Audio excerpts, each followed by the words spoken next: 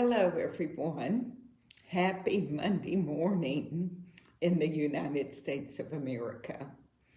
I have had a lot going on since Election Day, so I haven't been on Facebook as much, and I haven't really been able to get my mind focused on what happened Tuesday and the rest of last week.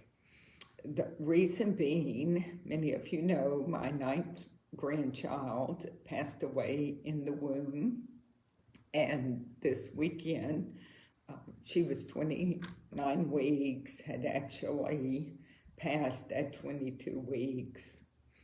And this past weekend, actually Wednesday, the day after the elections, I went to California to remember the granddaughter I never really met, Holden Catherine, but will meet in heaven. So I was completely shocked that Trump did not win, but my mind since then has mostly been on my granddaughter Holden and her family, Charlotte and Ryan, and all of us that came together to thank the Lord for her life, as short as it was, and to comfort one another over this loss, especially my daughter Charlotte. So that's where my mind has been, and in kind of a state of shock, also not wanting to be a sore loser. But this morning, I listened to the video by the activist mommy, Elizabeth Johnston, and it has really got me fired up, and I want you all to listen to it, because if President Trump, this man who made America great again, ever needed us, he needed us now. And Elizabeth makes that point so eloquently. Thank you, Elizabeth Johnston, activist mommy, for being on top of things and getting us fired up to support our president. Number one, I really see voting as a sacred thing, and I really do not want to accept the fact that there is voter fraud. From the time our children could walk, we took them to the voting booths, and we taught them about how great America is because of the vote and the sacredness of the vote. And I believe that everyone should vote, even if they don't agree with me on how to vote. So, number one, it's not just about Trump, even though he is the greatest president we have ever had. It's about the sacredness of the voting booth and honesty in elections and being able to trust the election process.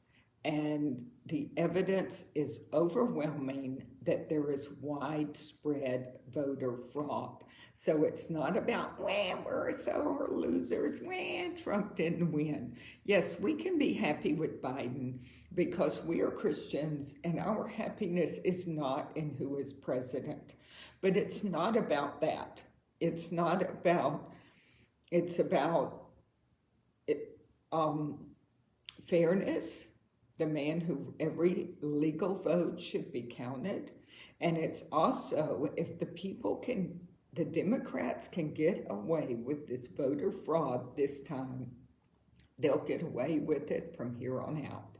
If anyone can stop it, President Trump can. And time is now to fight voter fraud. The Democrat machine has taken over these big cities and let people destroy our big, beautiful cities.